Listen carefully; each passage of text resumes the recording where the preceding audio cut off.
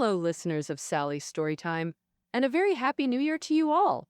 I'm Chen Ming, the special producer for Sally's Storytime, a millennial who just entered my 30s. This past year, I reached the peak of my life, well, the peak of my weight, and truly understood how easy it is to gain weight in the adult world. And this was after 2 months of home quarantine without eating out. I bet many of you share this struggle. Can't blame our appetites. It's just our ancestors' powerful genes. Food scarcity has haunted humanity throughout history. For millions of years, overweight people were actually rare. It wasn't until just over a century ago that humans broadly escaped hunger. So, whenever possible, we instinctively stockpile energy. Frankly, we're genetically wired to never resist delicious food. It's not just humans who evolved this way. Practically every animal on Earth is a foodie at heart. Aren't your cats and dogs getting pleasantly plump too? Being well padded is actually a badge of evolutionary success. So, as the year turns, pat your increasingly rounded self and say, it's not your fault. To everyone who resisted food temptations this year, you've worked hard. Today, no diet talk or resolutions. Let's just dive into all things delicious. And food-related books. Remember during quarantine, suddenly everyone was mastering cold skin noodles? This slightly complex dish killed time while cutting through Lunar New Year grease, instantly becoming the star of social media food challenges. But personally, the only dish I'll spend hours on is potato pancakes. Learned it from Haruki Murakami's essays when I graduated, just as I started living alone. On his radio show, he described making croquettes. Boil potatoes, mash with meat, shape, flour, plastic wrap, freeze, then thaw and fry when craving hits. I'll add chopped onions, though. Sounds simple, takes half a day. So Murakami would make huge batches, maintaining what he called a pure, fulfilling friendship with frozen croquettes. Until his fridge died one weekend. After 2 solid days of croquettes, he couldn't stand the sight of them anymore. But after the painful memories fade, Murakami still heads to the shopping street, buys a freshly fried croquette, sandwiches it in bread, sits on a park bench on an autumn afternoon, and eats heartily without a care, feeling immense joy. Writing this, Murakami says, "This book talks about food way too much, doesn't it?" This middle-aged uncle also documents apples, donuts, sushi, sukiyaki, macaroni, persimmons, peanuts, and in-flight cocktails in the book. These rambling daily snippets are genuine and adorable. If you've got some leisure time to kill, you might flip through Murakami Radio, this book. Once upon a time, I had a big chunk of time to pass. On that train ride from Shanghai to Yunnan 18 years ago, I brought a collection of essays by Wang Zhenqi. I chose this book about days at Southwest Associated University, mainly to learn what tasty eats Kunming offers. In Wang Zhenqi's writing, his eyes light up whenever he mentions food. He loves eating this and that. He's savvy about foods from all corners, making readers' appetites soar. In Wang Zhenqi's recollections, even though life was destitute, he still hit up restaurants, sipped tea, and as a college student had to eat well.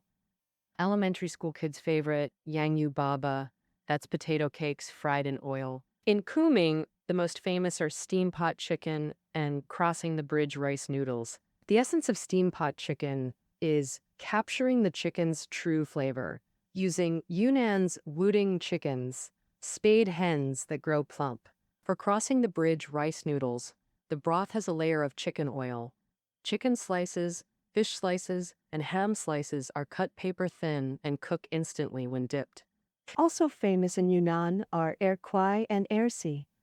In Tenchong, erkwai is called Great Savior because when Emperor Yongli of the Ming Dynasty was fleeing, he was starving, ate a bowl of erkwai, and said it saved him. Wang Zingji also tried a bowl in Tengchong but didn't find anything special. Probably wasn't hungry that day. Of course, memories of Southwest Associated University include many tales of classmates and friends. Wang Zhenqi writes, recalling Kunming and that period of poverty, a very happy poverty. Yeah, as long as there's good food, the days aren't too bad.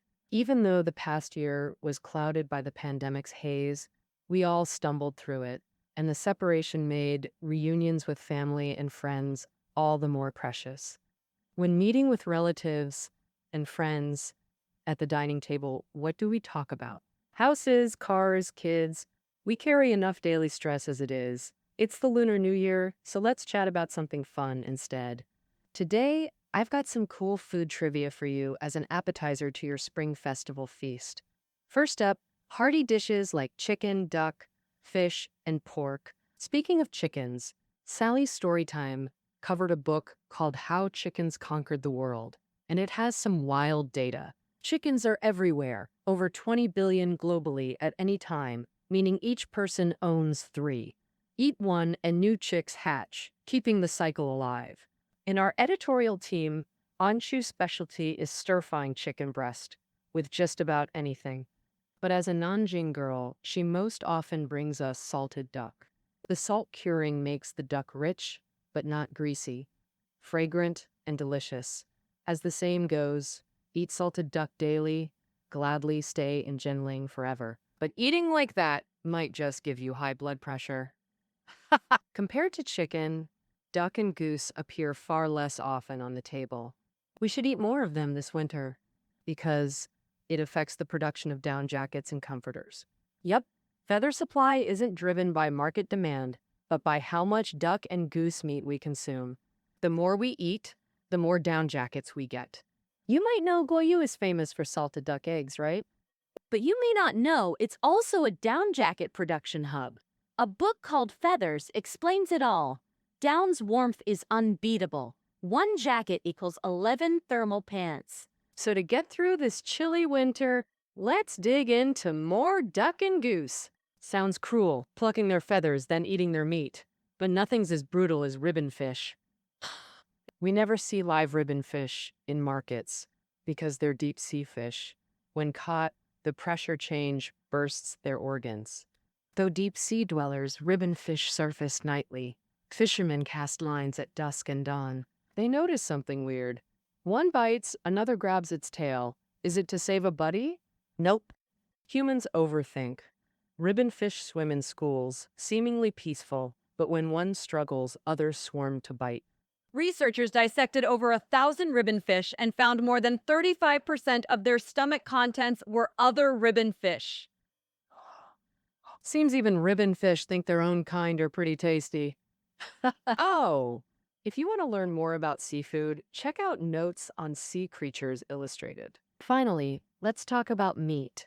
Tastes vary greatly across regions when it comes to large livestock. Indians don't eat beef, Israelis avoid pork. Why is that? Delicious? This book unravels such cultural puzzles. Middle Easterners avoid pork because pigs can't handle the hot, dry climate, and raising them competes with human food supplies. Ultimately, pork just isn't cost-effective there. Americans love beef, thanks to vast pastures, scientific farming, and shortened cattle growth cycles.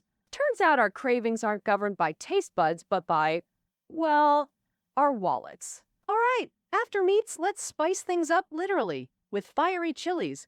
Spicy chicken, fish head with chilies, numbing rabbit head, everything's better with heat.